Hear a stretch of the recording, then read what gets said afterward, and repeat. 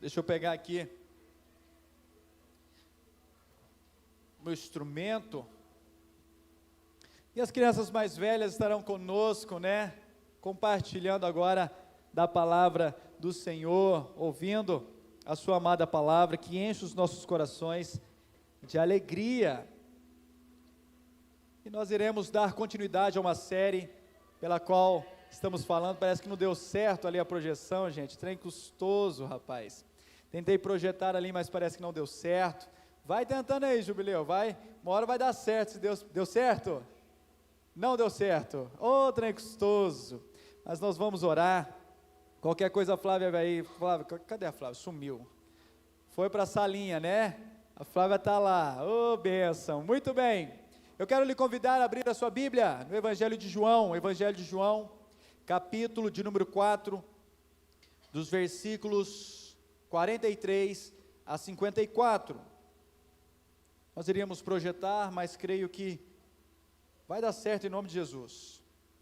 É o Presi, só entrar aí, vai dar certo. Evangelho de João, capítulo 4, nós iremos continuar.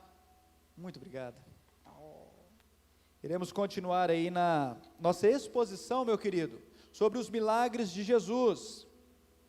E nós estamos caminhando nessa série que começamos domingo retrasado, e serão 7 sermões em cima dessa série, que no Evangelho de João vai apontar para 7 sinais, onde Jesus realizou diante ali dos seus discípulos, para mostrar algo, porque o milagre não é só um milagre por si só, ele é um sinal que aponta para algo, e é isso que nós estaremos enxergando e entendendo através desse Evangelho. Evangelho de João, capítulo 4, dos versículos 43 a 54. Todos encontraram, amém? Muito bem. Eu estarei lendo, que os amados irmãos possam seguir em suas Bíblias. Evangelho de João, capítulo 4, de 43 a 54. Vai nos dizer assim: passado 2 dias, partiu dali para a Galileia, porque o mesmo Jesus testemunhou que um profeta não tem honras na sua própria terra. Assim, quando chegou a Galileia, os galileus o receberam, porque viram todas as coisas que ele fizera em Jerusalém, por ocasião da festa, a qual eles também tinham comparecido.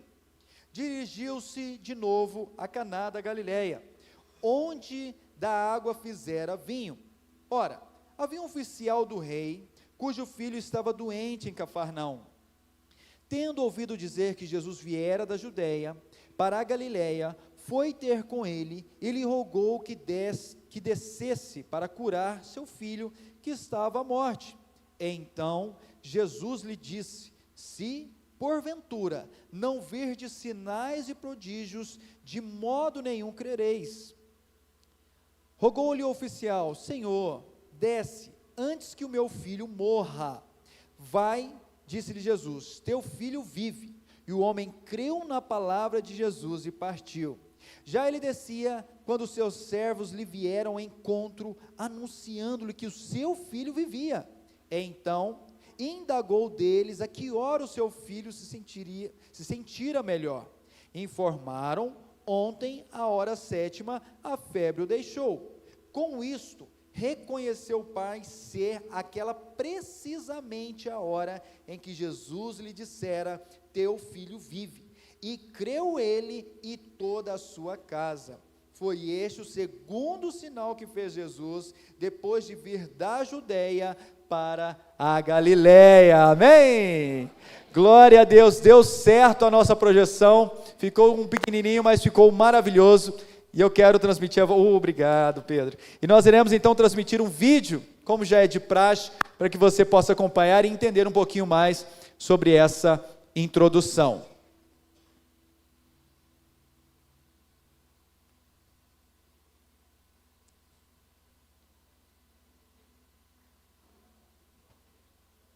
Quer que volte aqui?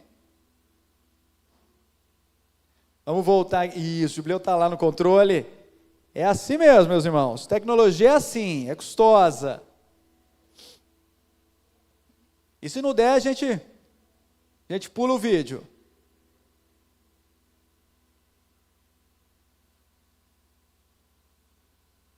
Aí, ó, eu acho que é o cabo, hein, Jubileu? Muito bem, agora vai. Eu acho que não vai, não. Acho que não vai, não. Eu achei que agora vai, mas não vai.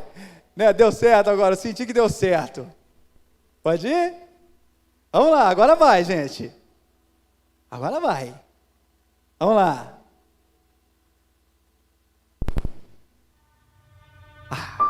Deu certo. Eu estou aqui. Eu não fui embora. Não estou morto nem aposentado. Assim como há milhares de anos atrás, eu estou no meio de vocês. Eu olho para este mundo cheio de maldade. Para as pessoas cansadas de tanta dor que dizem Deus não existe. As pessoas se afastaram de mim. Elas dizem que não me veem, mas seus olhos estão fechados. Perguntam por que Deus não me ouve, mas fecharam seus ouvidos. Mas eu estou aqui, na sua porta.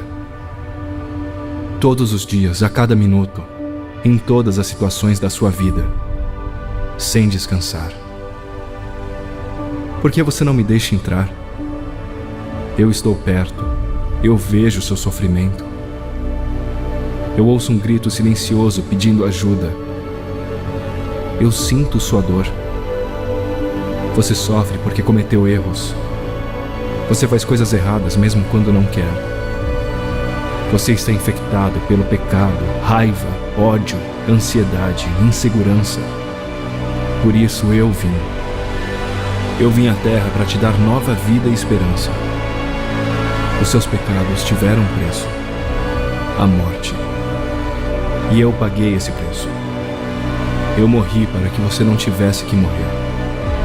E eu ressuscitei para que você pudesse viver. Eu estou aqui de braços abertos. E vou te esperar até o seu último fôlego.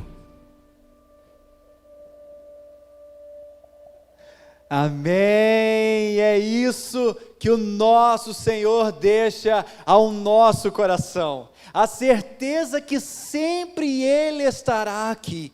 Talvez você não esteja enxergando, talvez você não esteja entendendo por causa da circunstância que está atribulando o seu coração, mas uma certeza eu quero deixar para você nessa noite, que Deus jamais irá desampará-lo ou deixá-lo sozinho nesta vida.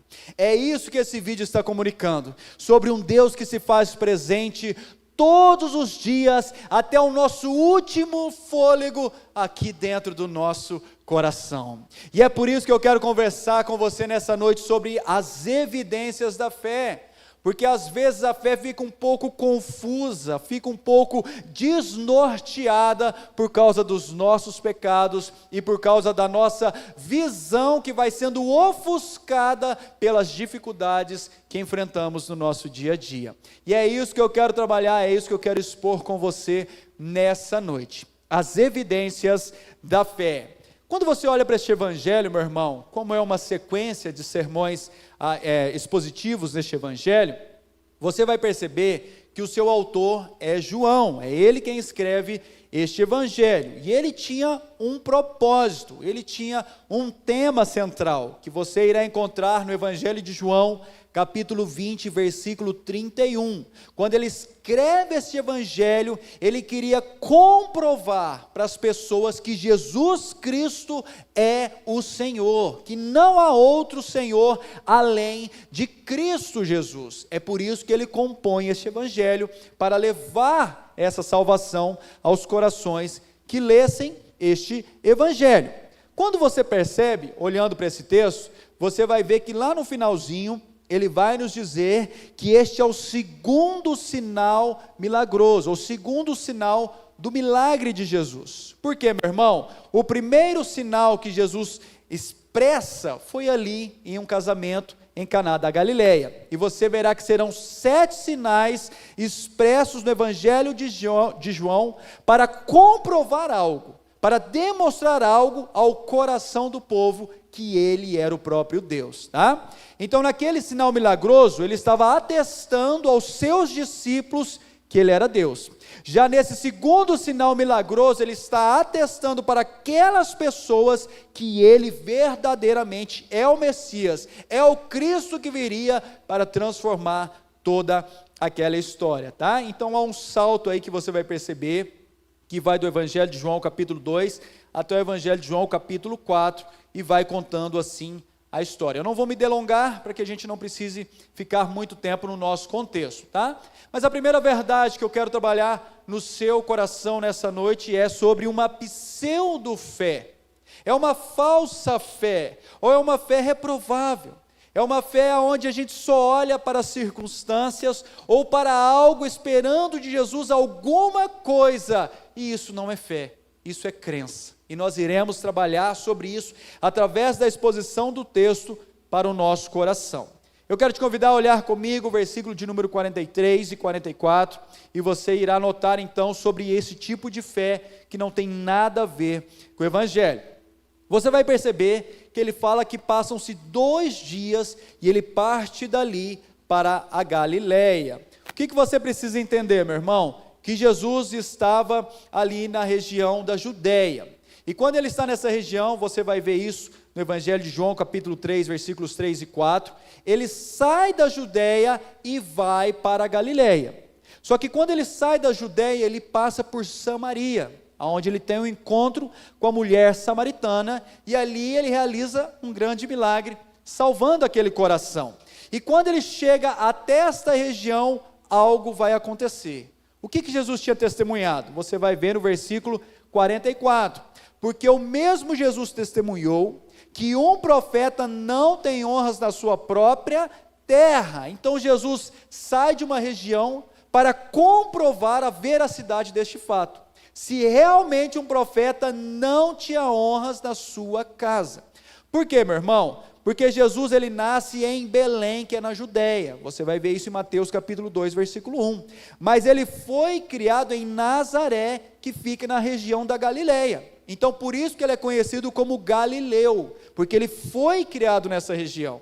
Então, ele retorna a essa região para comprovar este fato. E o que vai acontecer no versículo 45? Quando chega a Galileia, os galileus o receberam, porque viram todas as coisas que ele fizera em Jerusalém por ocasião da festa. O que está acontecendo aqui para a gente se contextualizar? Jesus foi em Jerusalém na festa da Páscoa. E ali ele realizou grandes milagres. E diante disso, então, os galileus olharam para Jesus e disseram: esse é o nosso patrício, esse é o nosso conterrâneo, essa é a pessoa que nós cremos, esse é o grande homem, o grande astro que está realizando grandes milagres na nação de Israel. É por isso que os galileus o receberam com alegria, porque quando viram Jesus, eles não viram como o Senhor, mas eles o viram como um grande astro, ou como um grande profeta que estava realizando grandes milagres. É como você olhar para alguém de uma cidade e dizer: eu conheço fulano, ele é famoso, mas ele é da minha cidade. Vou te usar um exemplo. O Luan Santana, que é aquele cantor famoso, ele é de Campo Grande, e ele estudou junto com meu irmão Miguel, e eles estavam juntos ali, eles cantavam juntos, e hoje o Luan Santana é estourado. Então é mais ou menos nesse mesmo sentido que os galileus estão falando. Aquele homem é o nosso conterrâneo, é o nosso patrício, mas o seu coração, meus irmãos, não estava neste Jesus. Muito pelo contrário, o seu coração estava na honra e na glória que este Jesus estava carregando através da sua fama. É por isso que eu quero começar a aplicar ao seu coração sobre o problema do costume. Muitas pessoas começam a se acostumar com a religião, começam a se acostumar com a vida, começam a se acostumar com a rotina, e a sua fé começa a se enfraquecer, ela começa a perder o sentido, ela começa a perder o norte, e às vezes nós começamos a vir à igreja pelo costume, porque nós conhecemos a Jesus, mas nós não o relacionamos com Ele. E por conhecermos a Jesus e por termos essa tradição, nós começamos a frequentar e caminhar na igreja.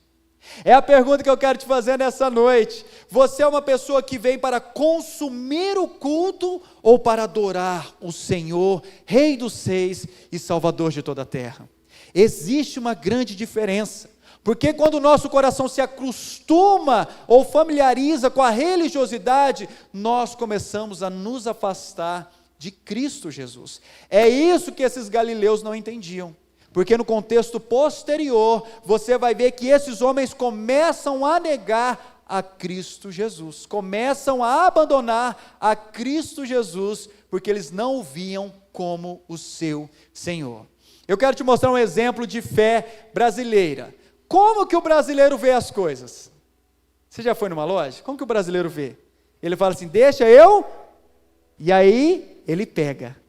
Porque se ele não pegar, ele não vê, né? Deixa eu ver uma roupa, ele tem que pegar. Deixa eu ver esse celular, ele tem que pegar. Você não precisa pegar, é só você ver. Mas o brasileiro tem o costume de colocar a mão, e isso expressa a nossa fé.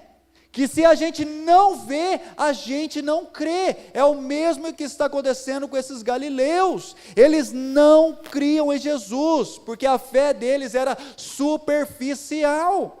Era uma fé que estava ali sobre modo acima, que não conseguia aprofundar no precioso Evangelho do Senhor, e do mesmo jeito pode estar o nosso coração.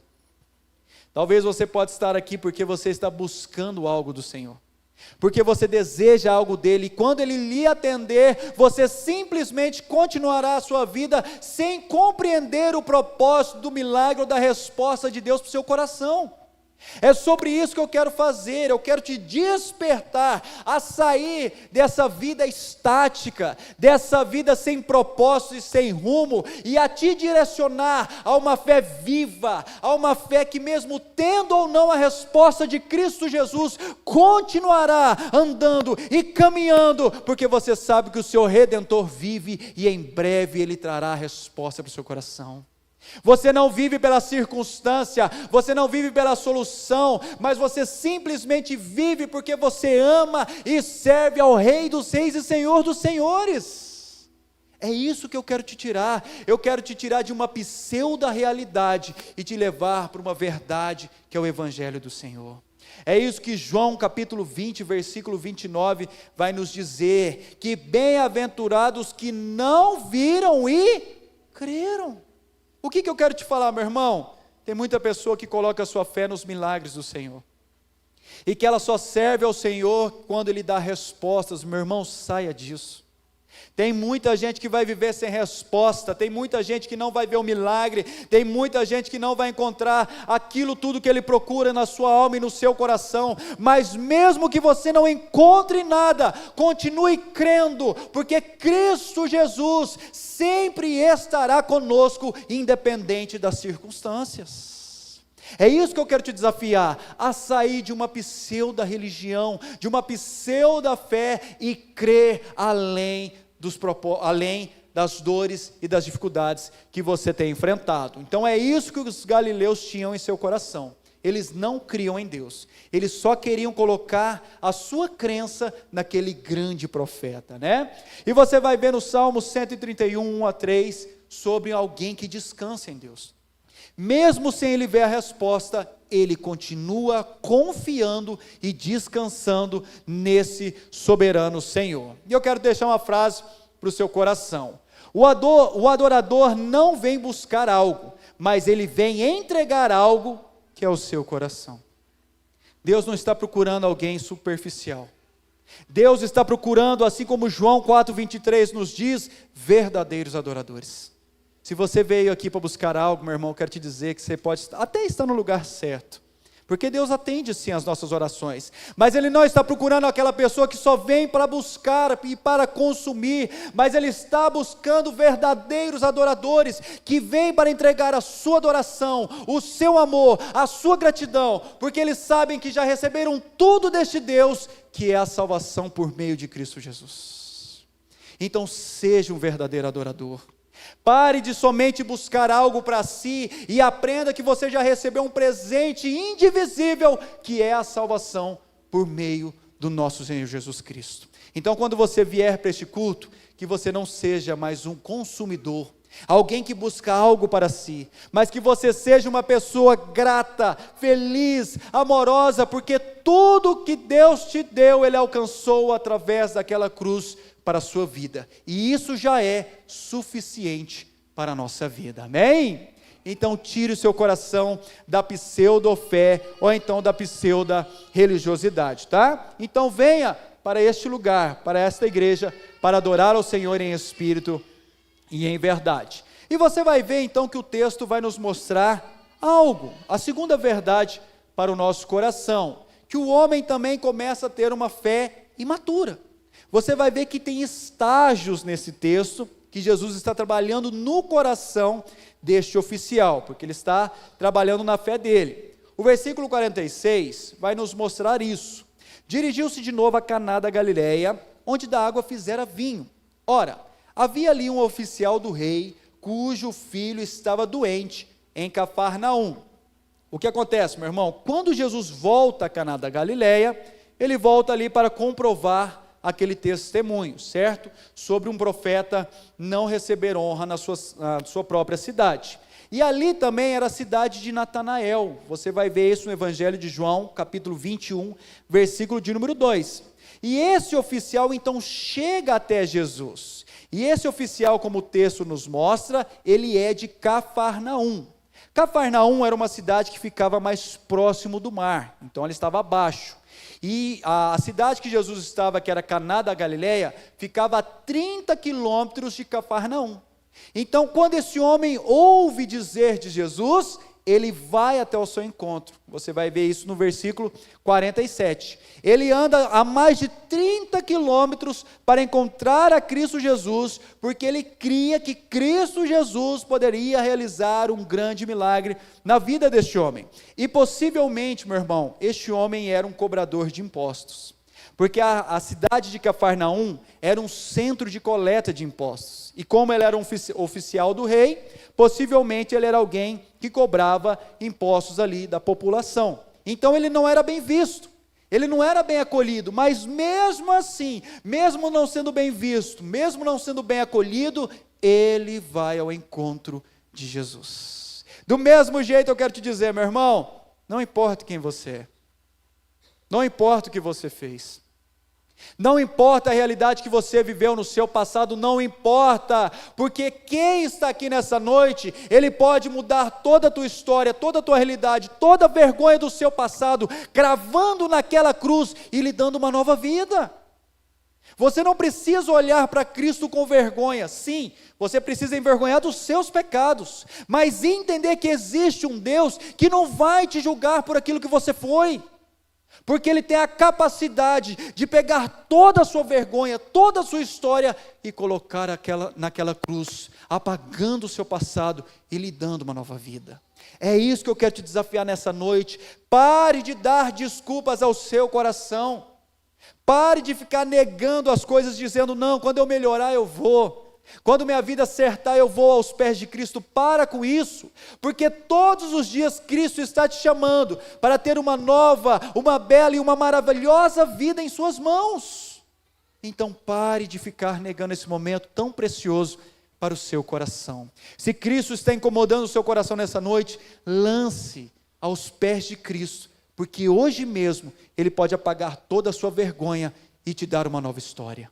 Era isso que esse homem tinha, ele tinha vergonha de quem ele era, porque ele era cobrador de impostos, mas mesmo assim, ele vai até ao encontro de Jesus. E você vai perceber que no versículo 47, ele roga a Jesus para descer até Cafarnaum e curar o seu filho que estava à beira da morte. E aqui nós vamos encontrar então duas formas de maturidade que também se encontram no nosso coração. A primeira é sobre os amuletos cristãos. O que esse homem cria? Que se Jesus não fosse lá na casa dele para curar o filho dele não poderia ser curado. Que Jesus tinha que ir lá, porque se ele não fosse, a cura não chegaria ao filho dele. E você vai perceber que nós também somos assim. Você vai perceber que nós temos os nossos amuletos, não é verdade? Tem vezes que você entra numa loja e você vai ver uma Bíblia aberta no Salmo 91. Por que a Bíblia está aberta no Salmo 91?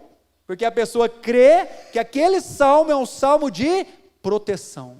Ele está protegendo a loja. Você também vai ver que as pessoas costumam colocar sal grosso nas lojas, né? Ou num lugar, ou numa casa. Por quê? Porque ela crê que aquilo protege ela. É o amuleto cristão.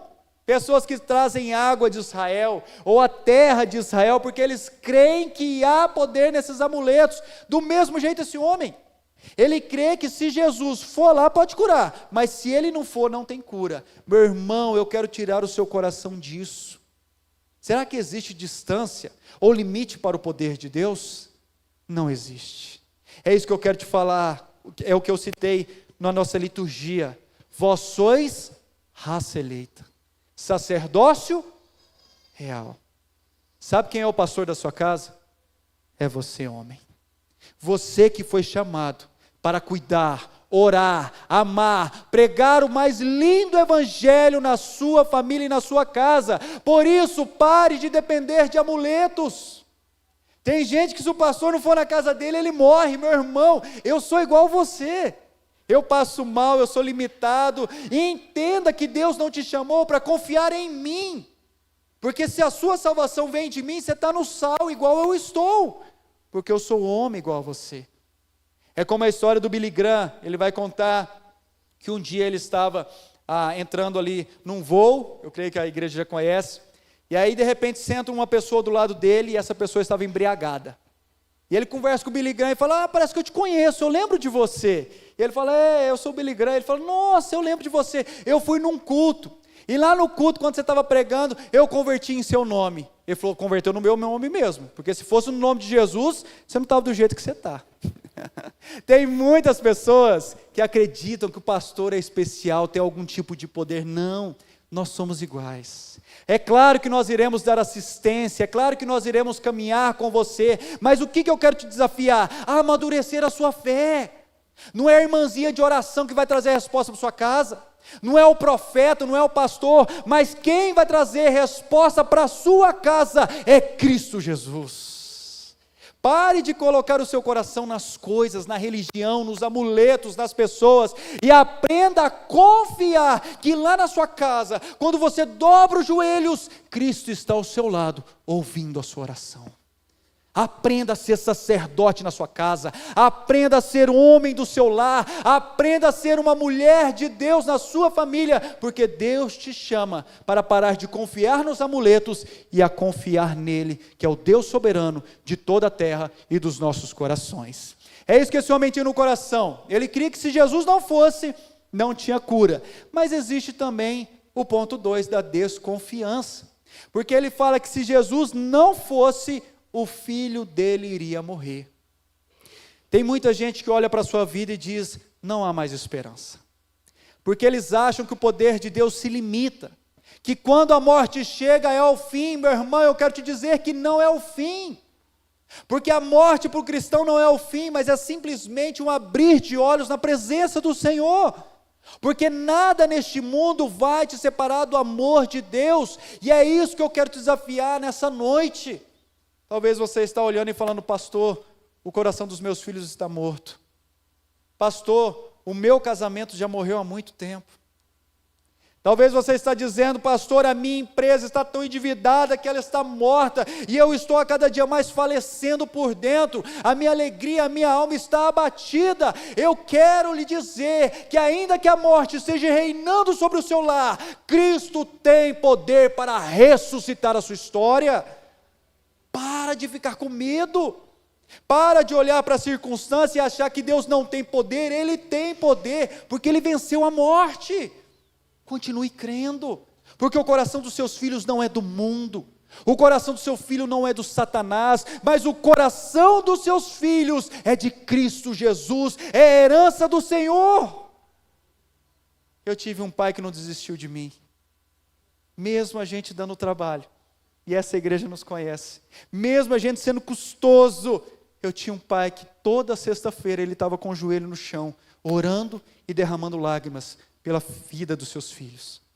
E hoje, se estamos aqui, É porque eu tive um pai que teve a coragem de pôr a cara a tapa, de apanhar, de tomar surra, de levar ali a maior vergonha que nós estávamos gerando sobre ele, e falar: eu vou até o fim por vocês.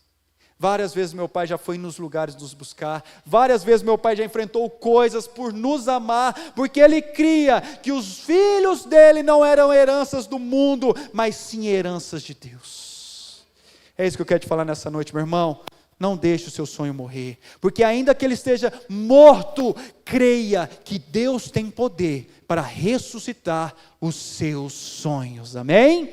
Creia em Cristo Jesus. Por isso é uma fé imatura, porque a gente acha que quando acaba, morreu, acabou. Não é assim para Deus.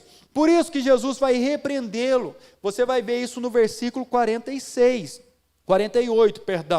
Então Jesus lhe disse: se porventura não virdes sinais e prodígios, de modo nenhum crereis. Meu irmão, Jesus não está falando no singular, ele está falando no plural, porque ele está falando para todo mundo que se encontra ali, porque se eles não vissem sinais ou prodígios, eles não creriam. O que eu quero te falar, meu irmão? É uma repreensão de Jesus. É uma correção ao coração daquele homem, dizendo: se você não vê, e eu não for lá na sua casa realizar o milagre, você não crê em mim. E às vezes o nosso coração também é assim, a gente só crê igual brasileiro, se a gente pegar e se a gente ver. Meu irmão, tem muito milagre que você não vê, tem muita coisa que Deus faz que você nem sabe o que Ele está fazendo, mas o que eu quero te dizer, que Deus sempre estará ao seu lado, realizando grandes milagres, ainda que você veja ou não, Ele sempre estará com você. É isso que ele não está entendendo, e é isso que precisamos entender, que as aflições e as lutas e as respostas negativas de Deus, não é porque Deus não nos ama, muito pelo contrário, é porque Ele está usando este meio para crescer, aumentar, amadurecer a fé no nosso coração. Você vai ver isso no Salmo 119, versículo 71. O salmista vai dizer que foi-me bom passar por aflições. Gente, é só gente maluca para falar isso. Você acha bom passar por luta? Você acha bom enfrentar o câncer? Você acha bom passar uma dívida que você não sabe como pagar? E por que ele está falando que foi-me bom passar por aflições, gente? Sabe por quê? Porque essas aflições produziram nele uma fé genuína, que saiu da superficialidade e se aprofundou ainda mais no amor, na graça e na misericórdia de Deus. É por isso, gente, que tem pessoas que vão viver lutas até o dia de morrer nessa terra. Já pensou nisso? Sabe por quê? Porque é a forma que Deus usa para te trazer mais perto dele. Porque quando Deus tira a provação, infelizmente, nós nos esquecemos do nosso Criador. É isso que Paulo vai falar em Romanos capítulo 5, de 3 a 5. Ele vai demonstrar que sim, nós passaremos por essas lutas, nós passaremos por essas aflições, mas porque elas têm um propósito, meu irmão.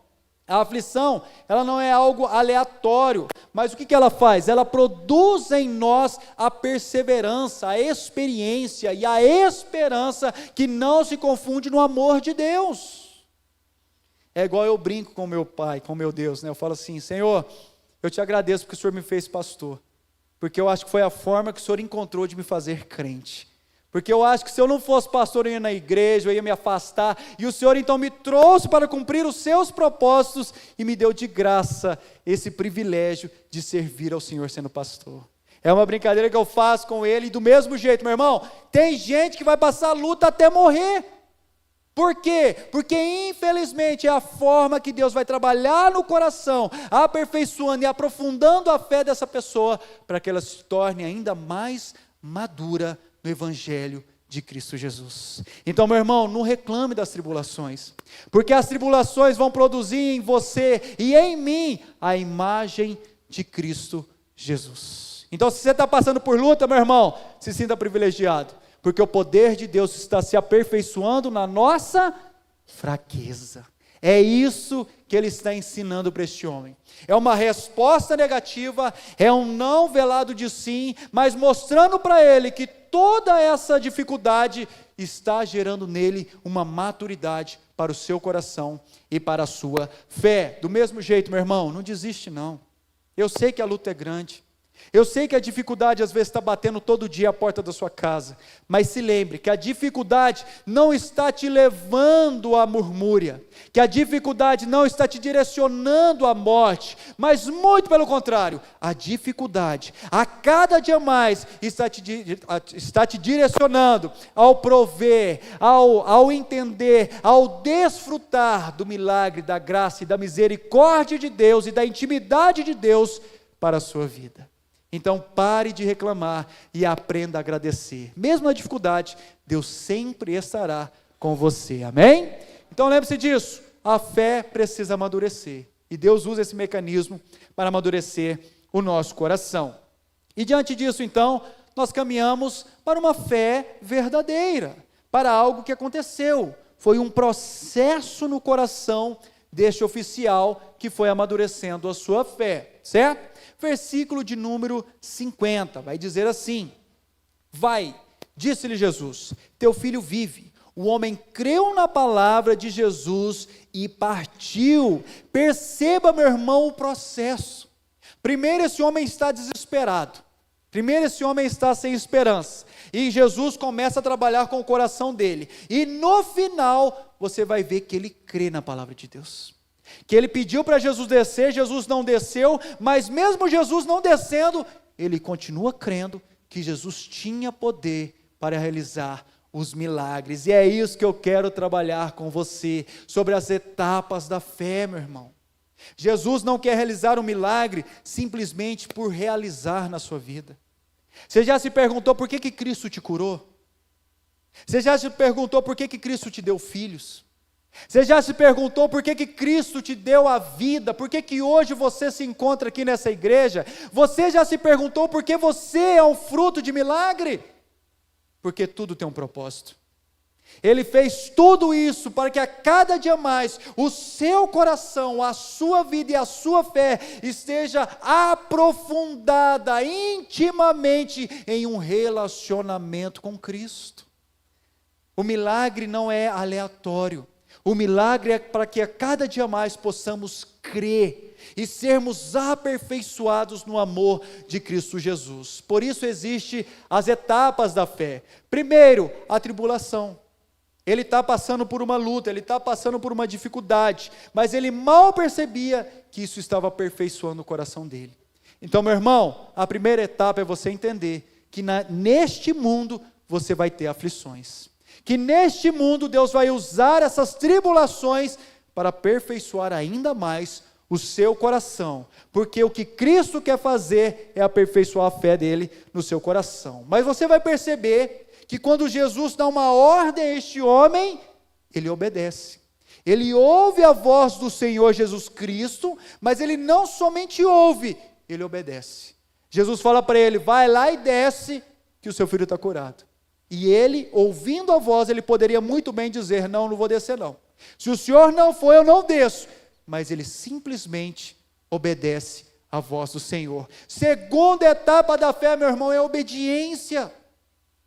A Bíblia vai nos dizer assim, não andeis ansiosos com coisa alguma.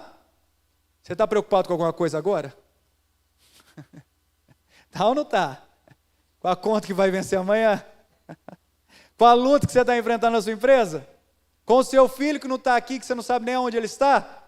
Se você está preocupado, é porque você não está confiando em Deus. É difícil isso, não é? Porque ele está falando, não andeis ansiosos com coisa alguma. E aí ele vai falar no finalzinho, buscai, pois, em primeiro lugar o reino de Deus e a sua justiça, porque as demais coisas vos serão. É isso que ele está falando. E é isso que a gente precisa entender. É obedecer a Ele, é falar, eu estou passando por aflição, eu estou preocupado, eu estou angustiado, mas eu sei que o meu Senhor já acrescentou todo o caminho de milagre, vitória e resposta na minha vida, porque Ele me disse em sua palavra. É isso que eu e você precisamos crer. Eu estou falando que você vai enfrentar sim as dificuldades, mas você precisa obedecer a Deus e falar, Senhor, eu estou atribulado, eu estou angustiado, eu estou ansioso, mas eu vou lançar diante do Senhor, porque eu sei que o Senhor há de trazer a sua resposta para o meu coração.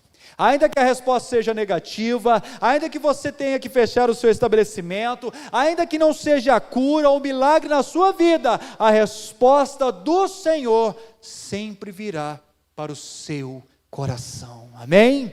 É isso que ele faz. Ele obedece independente se ele iria ver ou não a cura. Ele obedece ao Senhor. E a última etapa, meu irmão, é o ponto 3, que ele ouve a voz do Senhor, como você vai ver em Romanos 10, 17, que ele crê nessa voz, como você vai ver em João 3, 16, e não só isso, mas ele põe em prática a sua fé.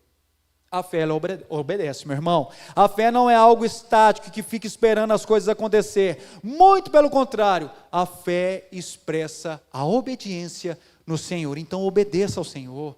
Creia nele, lance as suas labutas, lance a sua ansiedade diante do Senhor, como petições, como gratidão, e o Senhor há de resolver as suas dificuldades. E você vai ver então nos versículos posteriores, 51 e 52, que vai nos dizer que já ele descia, quando os seus servos lhe vieram ao encontro, anunciando que o seu filho vivia. O que está acontecendo aqui, meu irmão? Ele desce, ele sai mais ou menos 1h da tarde, que ele tem um encontro com Jesus, e ele sai para Cafarnaum, e ele tinha que percorrer 30 quilômetros, mas enquanto ele está descendo, ele teve que parar em algum lugar para pernoitar, e no outro dia chegar em sua casa, e quando ele está chegando, antes dele chegar, os seus servos vão ao seu encontro, e é isso que você vai ver na parte B. Então indagou deles que hora o seu filho se sentia melhor, e informaram: ontem, à hora 7ª, a febre o deixou. O que está acontecendo aqui?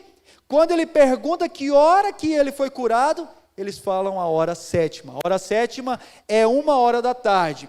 E você vai ver então no versículo 53 e 54. Com isso, reconheceu o pai ser aquela precisamente a hora em que Jesus lhe dissera: teu filho vive. Olha o resultado do milagre. E creu ele e toda a sua casa. É isso que é o milagre de Jesus. Quando ele realiza o milagre, não é para você ficar de maneira alienada, olhando, falando: nossa, que beleza, que maravilha. Não! Todo milagre, todo sinal de Jesus nas nossas vidas, ele tem um propósito. E o propósito maior não é só curar o seu coração, mas é salvar a sua casa. É por isso que Deus te deu o milagre da salvação, para que hoje você pudesse estar aqui desfrutando de sua presença, mas não somente isso, mas levando este milagre, esta graça, essas boas novas a toda a sua casa, porque Jesus não está preocupado somente em curá-lo, mas Jesus está preocupado em salvar você e a sua família, porque Deus é um Deus de aliança, onde Ele faz aliança não somente com uma pessoa, mas Ele faz uma aliança com toda a sua família, meu irmão. Por mais que você esteja enfrentando dificuldades na sua casa, no seu casamento, com seus filhos, com os seus parentes, creia nessa palavra, porque quando Ele encontra com Abraão, Ele fala: Abraão, é para você circuncidar, não só você, mas todos os da sua casa. O que aquilo representava? A aliança de Deus com toda a família. Do mesmo jeito, meu irmão, os seus filhos, a sua geração, não nasceu para ser uma geração impiedosa, não nasceu para ser uma geração perdida, porque o milagre e a aliança de Deus estão sobre você, e é por isso que nessa noite você pode dizer: eu e a minha casa serviremos ao Senhor. É isso que o milagre de Deus faz nas nossas vidas. Ele nos faz entender que existe um propósito, que é salvar o meu coração e a minha casa. Por isso, meu irmão, não desista de orar pelos seus filhos, não desista de orar pelas suas gerações, não desista dos sonhos pelos quais Deus lhe deu, porque no momento oportuno, o milagre, a resposta, a graça do Senhor há de ser manifesta em sua vida. Amém?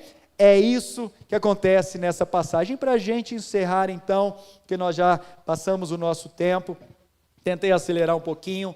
O que eu quero deixar para o seu coração? Meu irmão, não desiste não. Eu sei que às vezes você não vê mais esperança.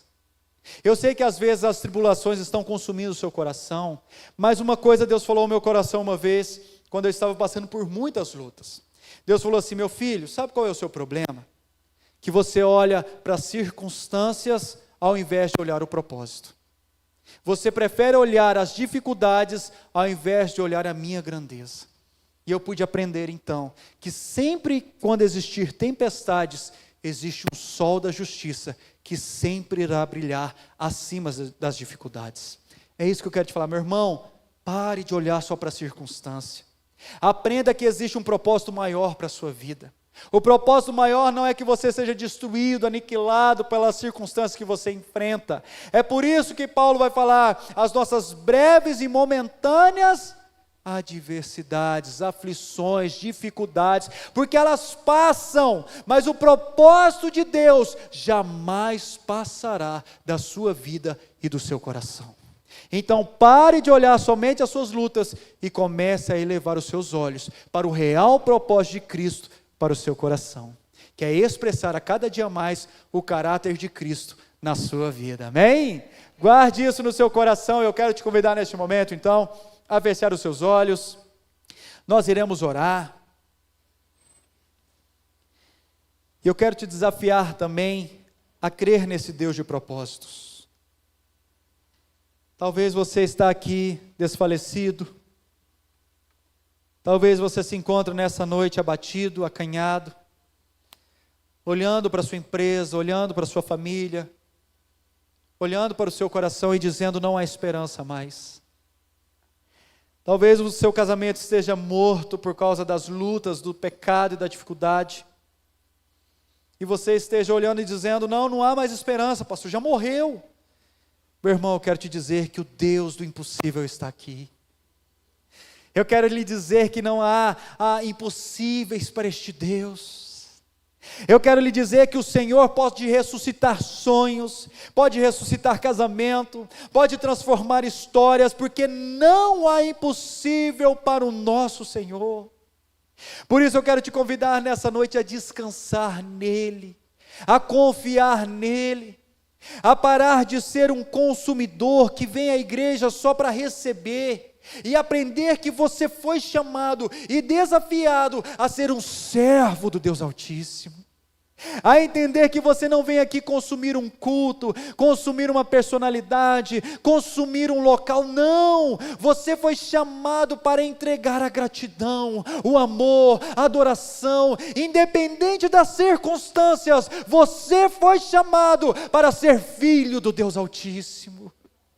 Por isso não desista da sua casa, do seu casamento, da sua família, continue orando por eles, porque nós sabemos que o milagre já está à porta, e você contemplará a graça, o poder e a intimidade de Deus na sua vida e na sua família. Senhor nosso Deus, muito obrigado, Pai, por tudo que o Senhor tem feito, obrigado pela sua graça, pelo seu amor e por sua misericórdia. Nós queremos louvar ao seu santo nome, porque através dos sinais e prodígios que o Senhor realizou através da Escritura, ela também nos alcança, transformando e mudando as nossas histórias, Pai.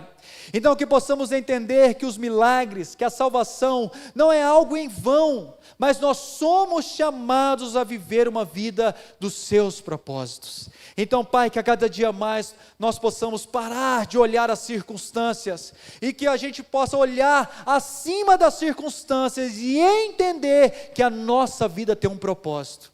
E o maior propósito é vivermos para a glória e honra do seu santo nome, Pai. Por isso, cuida da sua amada igreja, derrame sobre ela graça, derrame sobre ela resposta, derrame sobre ela bênção sem medidas, e que a cada dia mais a sua igreja seja grata pela salvação que foi alcançada por meio de Cristo Jesus naquela cruz, Pai. Nós oramos pedindo perdão pelos nossos pecados, e oramos em nome de Cristo Jesus, amém, amém, glória a Deus. Então o que eu quero te desafiar: tenha fé, meu irmão, não coloque a sua fé na circunstância, não coloque a sua fé no homem, mas coloque a sua fé em Cristo Jesus, que é o autor e consumador da nossa fé, amém?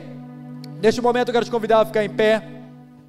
Nós estaremos impetrando a bênção apostólica. Fique de pé,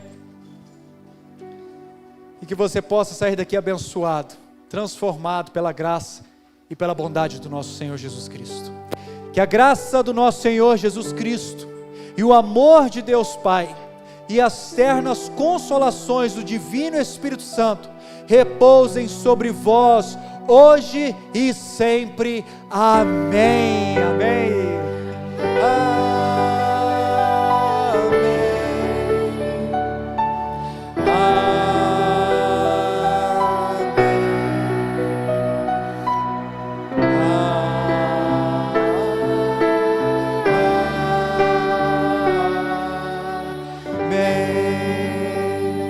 Glória a Deus, meu irmão, você pode se assentar, o nosso culto está encerrado e eu estarei à porta para cumprimentá-los, que vocês possam ir debaixo da bênção e da graça do nosso bondoso Deus.